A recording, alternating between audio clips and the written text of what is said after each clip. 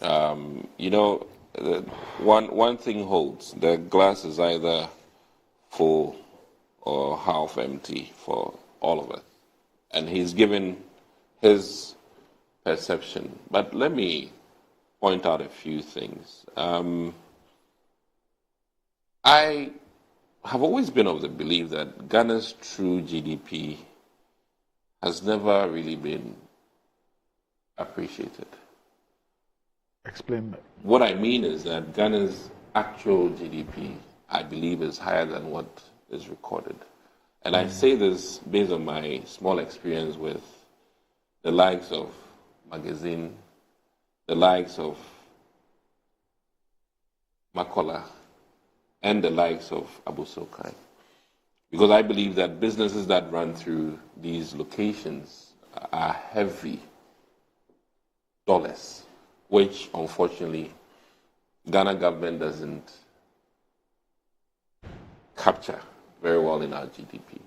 So non-oil revenues in this country, because of some practices of ordinary Ghanaians in terms of understatement for tax evasion reasons, are much higher.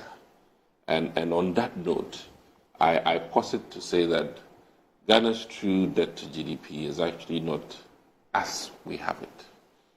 Now, I also need to make a case that no matter what, you don't look at debt without looking at the actuals in terms of what it's been used for. And I need to make a strong case that one of the most painful investments is human capital investment, because you cannot really quantify it in dollar terms when you pour so much into education than any government has done in this republic of ours. And that one is a fact.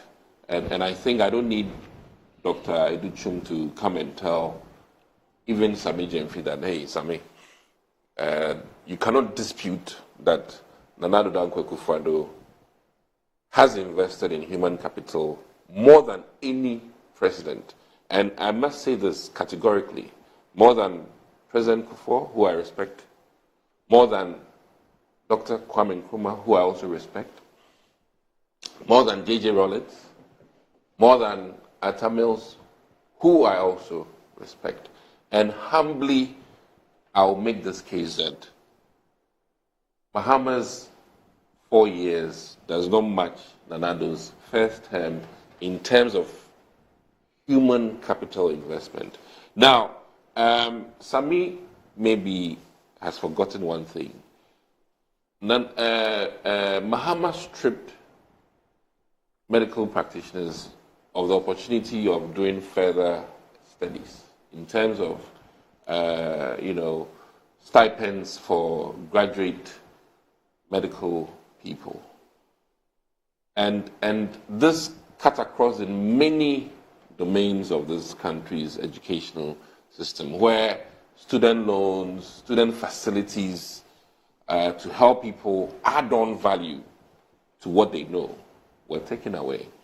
It took this president to bring these things back, because I like one thing about Nana Addo. He believes that both capital expenditure and human capital has to go in sync. The buildings do not treat patients. It is the people in those buildings that treat the patients. And I must say, when you have that idea and you marry it, your output is much better. And I must admit that the MPP government has, I think, attempted, in all honesty, to ensure that both infrastructural development and the human capital development are carried along almost equal. But I must admit that even within the MPP, there are many who still are not entirely happy about the quantums of money which they think should have been used on roads, but was used on, let me say, free SHS.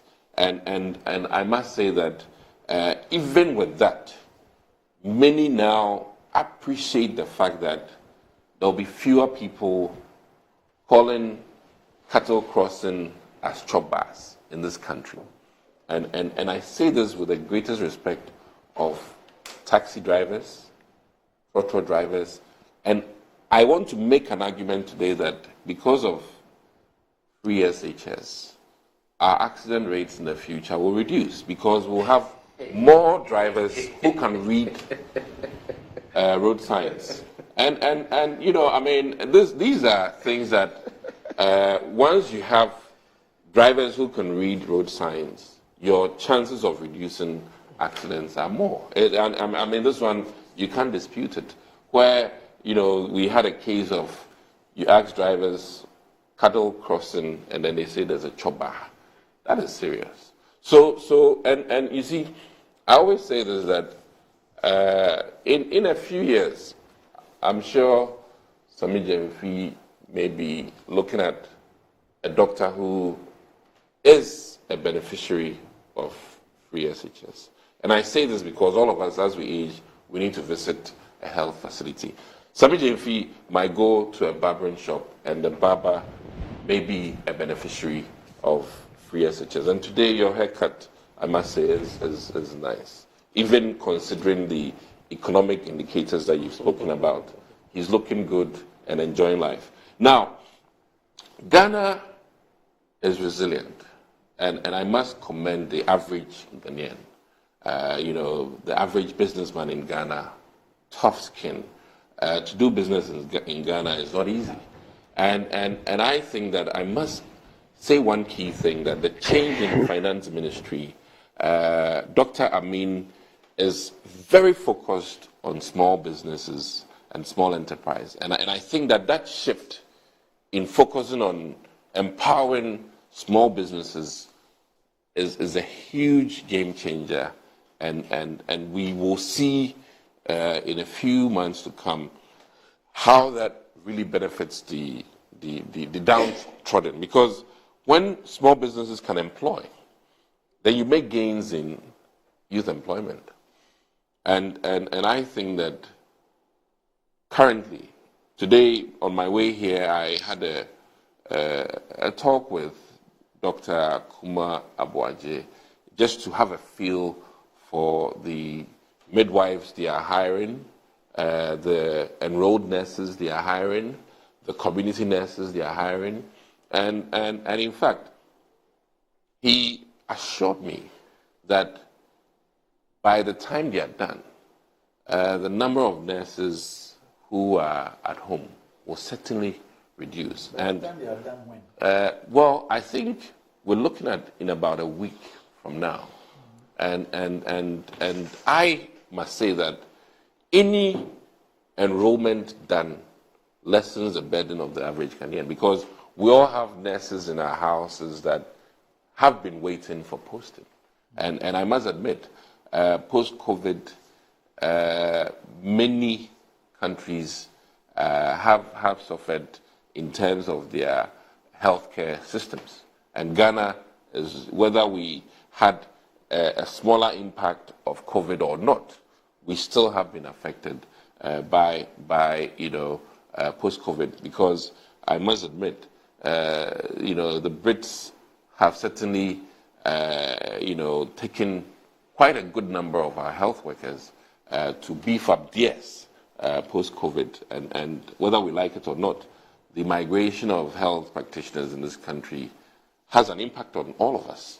So I must say that this is one certainly avenue for employing youth, and that reduces the unemployment rate, positively. Now, the thing we all have to admit, yes, there's been inflation, but a year ago, you'd go to a shop in the morning to buy fan, and by midday or in the evening, the same fan price would have changed. Or, shall I say, television. But we all have to admit that that rate of change over the past 6, 8, months has not been the case, and that the rate of inflation or the stabilization of the, let me say, cedi has been much better than what we were experiencing about 12 months ago. And I believe that if the president, Akufo-Addo, is saying that we are on a path to recovery, certainly if we are not worsening those price index changes, as we were experiencing 12 months ago, I think that the positives must be talked about.